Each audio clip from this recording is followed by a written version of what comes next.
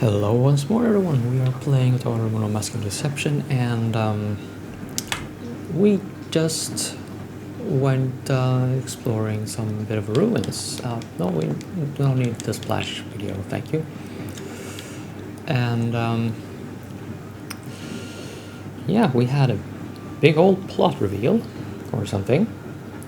It's still not really connected to the story that we are pursuing, but stick a pin in that and we shall now continue and wrap all that up so we can go back to Yamato and continue with our adventure.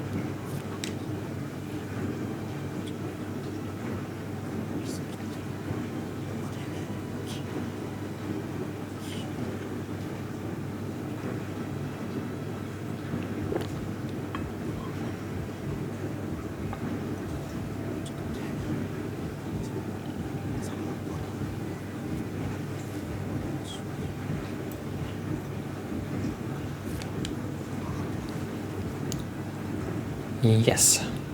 I don't know if I hinted at that in the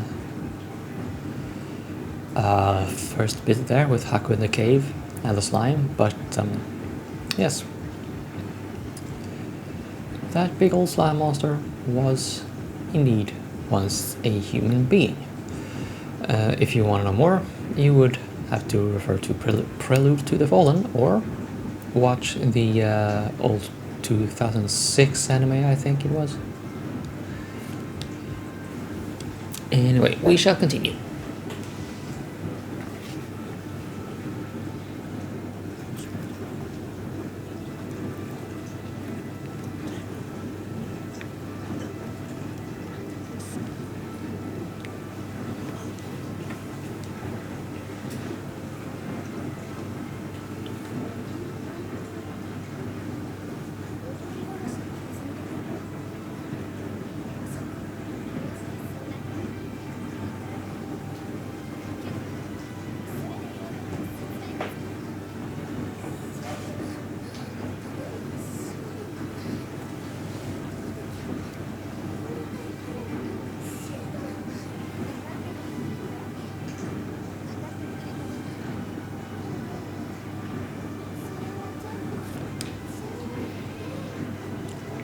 Also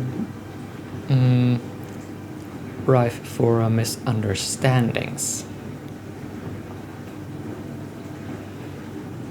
We'll see, of course, what the Onmitaikayan were before they became Tatari is what they are worshipping, if they are worshipping the Onmitaikayan, so... well, they are nasty slime monsters now, but they were not at the time this worship is concerned with.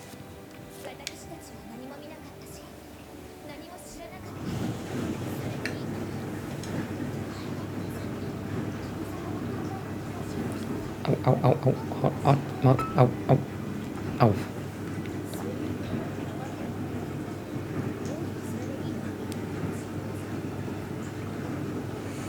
Oh. Tea's warm, who would have known?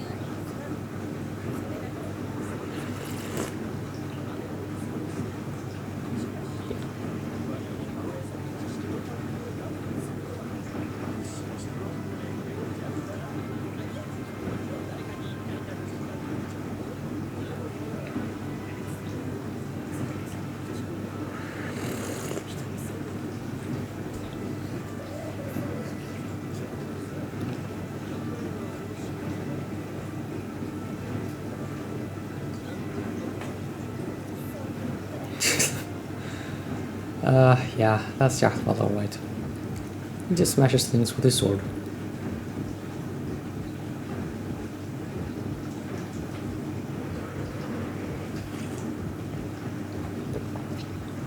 And now the colors are back.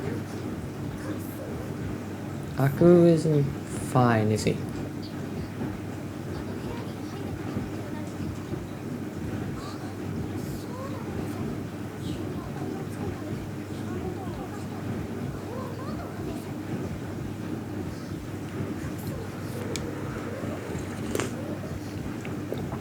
So the deal is, I don't know if there's some kind of encryption or some other safeguard thing going on there, but the systems down there in those ruins responded to Haku. The implication being that Haku is on Vitaikayan.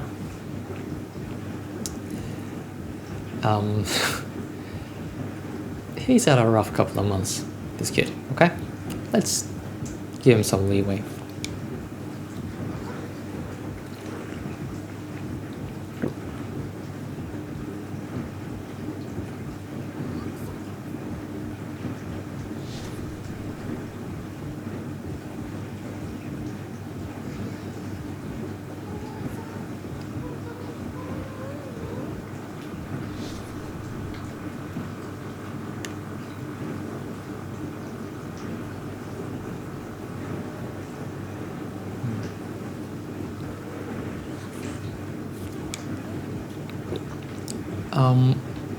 Oh yeah, spinning further along that whole Haku is on the Taikayan thing. The Imperial Dynasty in Yamato. This may be a cultural thing. See, old imperial families in Japan, they were considered divine, or some sort of hailing from the divine. And fun fact, I don't know if this is related to the game itself, or inspired in any way, or it's just hey, we might as well just call it Yamato because it's a cool name. I don't know if the Yamato is a very cool name, but hey, maybe it is in Japan. Yeah, imperial families, well, I don't know how many families they have had, but in the beginning, they were actually descendants of the rulers of Yamato, and ancient, well, maybe not super ancient, but dating back, I think at least 1,000 years over in Japan, something like that, around about 1,000 years old. So I suspect that Japanese authors would sort of default to a setting where an emperor is revered as nearly divine, or actually divine, as they were supposed to have done historically. But you can sort of infer from the Honoka lookalike that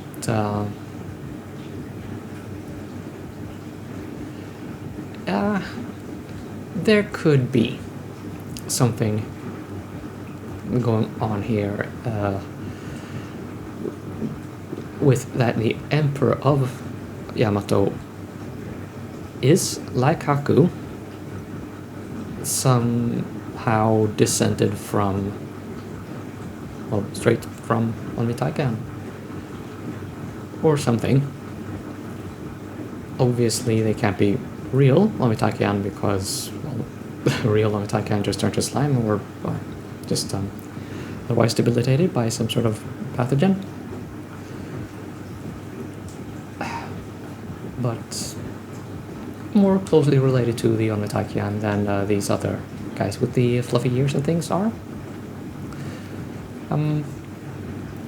We move on.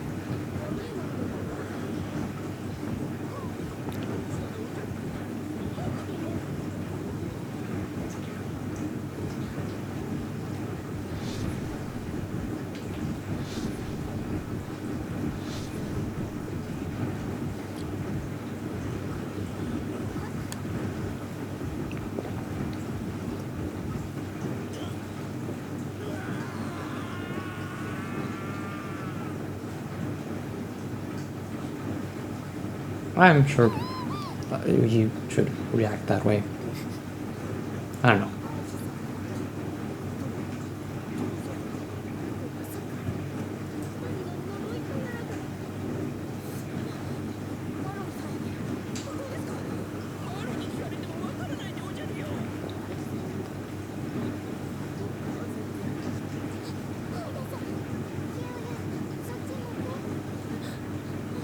Kiwi? What? They actually call him that? I do not remember.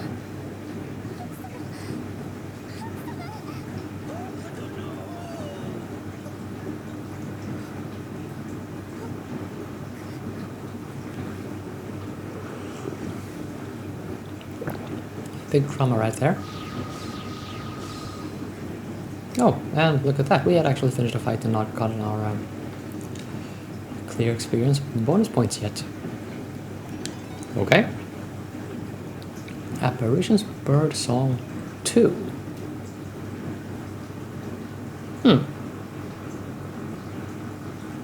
That is interesting. Speed reduction. Does that mean movement rate or... yeah, that would be the turn order. Interesting, but I don't see that it's terribly useful. I mean, you could, drop Lullaby right in the middle of a formation, and I would have an edge against them on account of acting sooner. That can be a thing.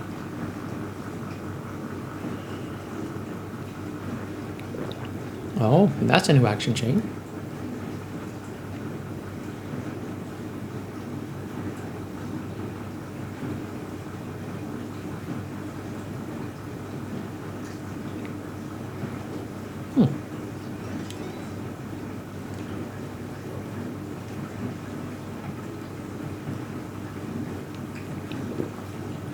Huh.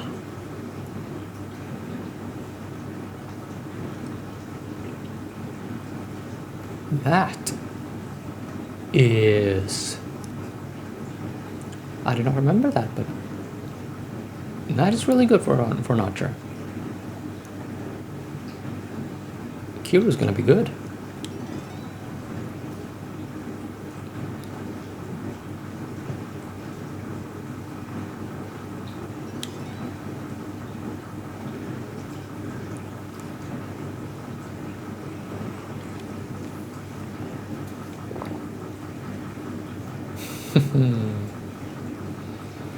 Oh, that's gonna be nice when it triggers.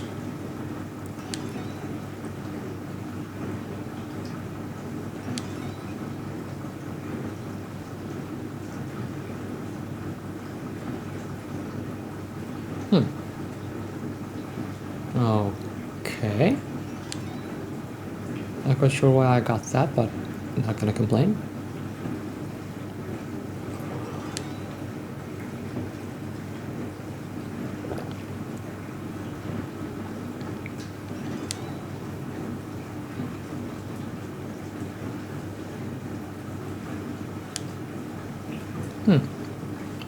That's a good haul. Really. You don't have any. Oh. Yes. But what to give you? I suppose I'll prioritize defense. That's kind of her thing.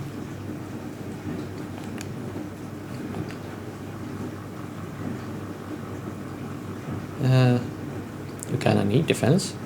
That's a separate part entirely.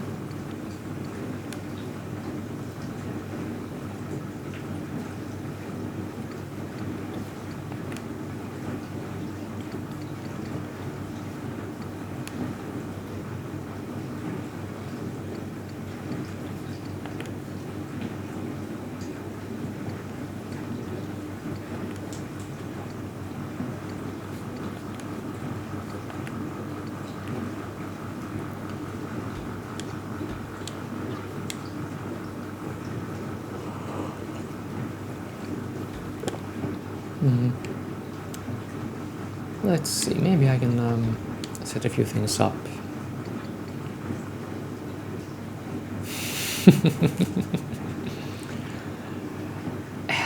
Well,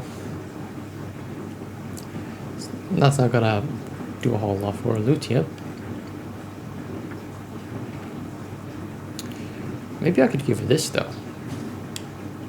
Yeah, I don't think dodging is really interesting for her. Well, for the things that she does.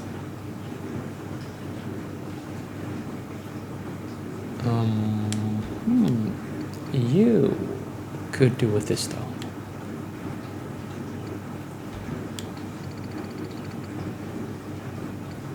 Could also have one of these. Oh wait, no.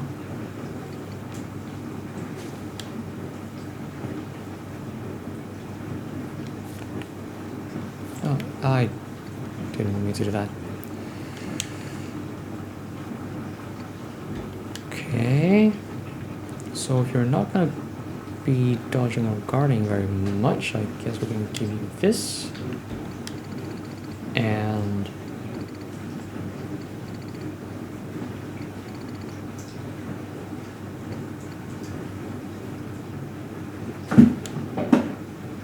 that shouldn't be bad.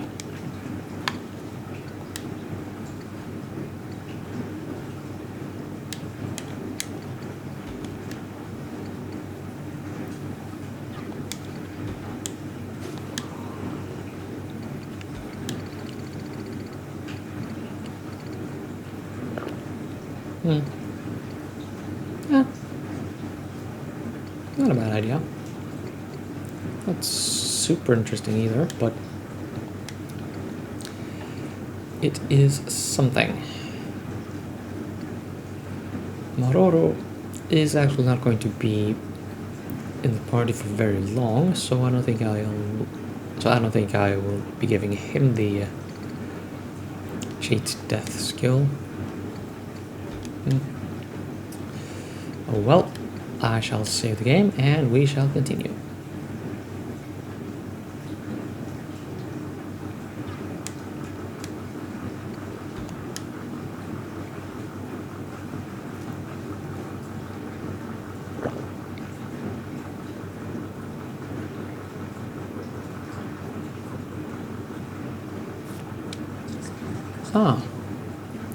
Right, these diagrams go over a little what I've said about the masks. Or have I said that about other masks?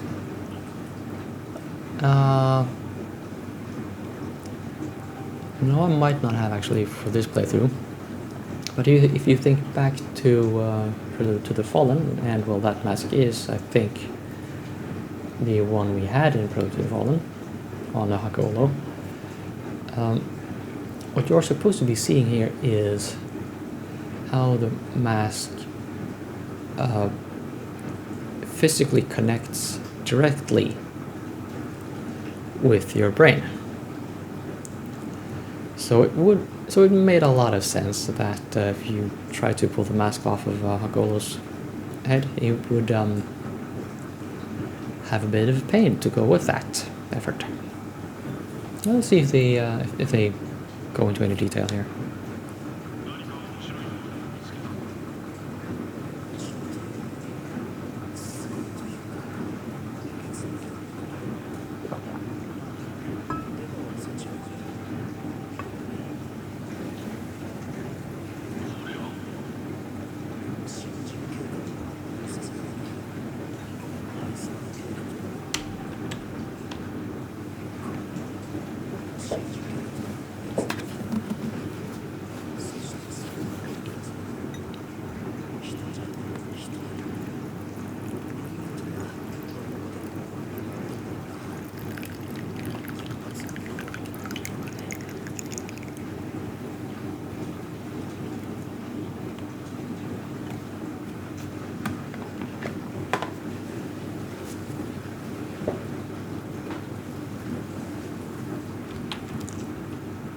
Well, isn't this familiar? I just want to, yeah, just interrupt with a little something. You got them calling, well, naming the project Project Iceman, right? I don't know when exactly they talk about this. Maybe they did in Prelude to the Fallen, or maybe they are going to do so later. But the name Iceman is at some point used for Haku. So Project Iceman would be, well, connected to Haku because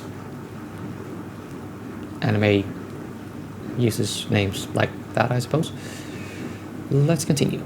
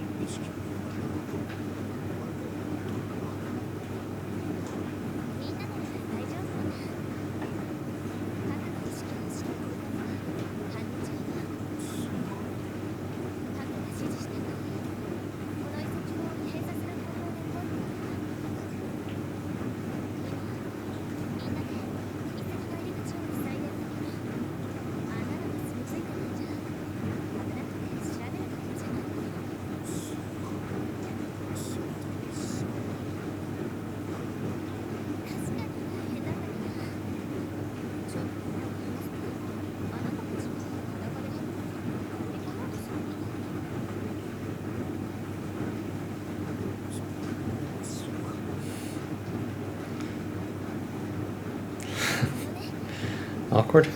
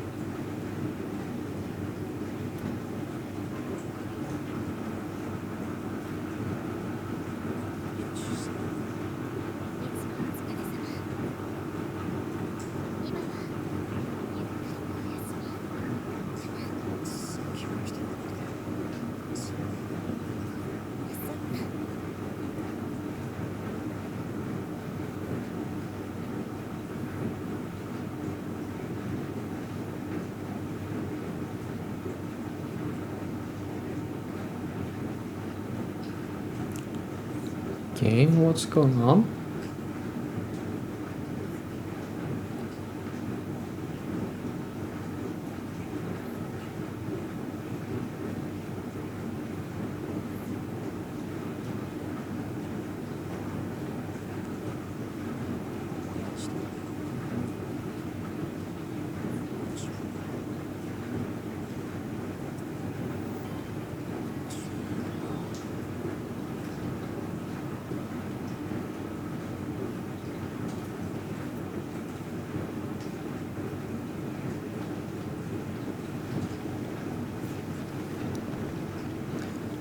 Wow, I'm somewhat embarrassed at interrupting there. The lullaby and things. Let's see if I can just pause the story for a bit and we can end the episode. Okay. Yeah. Yeah. I'll end the episode here. Just a little blurb about what we saw there with Kuon and the lullaby. Now, I didn't actually hear it because I have the speakers on the TV set too low. Fixed that now. That is the same lullaby that Eruruu used to sing in Prelude to the Fallen. So if we did not have Kuon linked to them by this point, we do now. I honestly don't know why they would think that they needed to do that to leak Kuon to the old crew. I mean, as lullabies go, it is nice, at least, so it's... I mean, subjectively, it's not a problem for me. And we are actually going to see some of the old people appear. Maybe not in this episode or the next one, but pretty soon in the story, I think. So we are going to get pretty overt links between Kuon and the gang.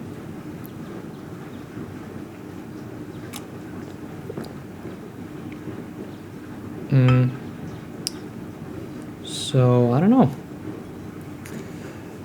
If there's something specific about that lullaby that I'm just missing, there's a comment section for you wherein you can educate me on matters like that. And with that said, see you all in the next episode.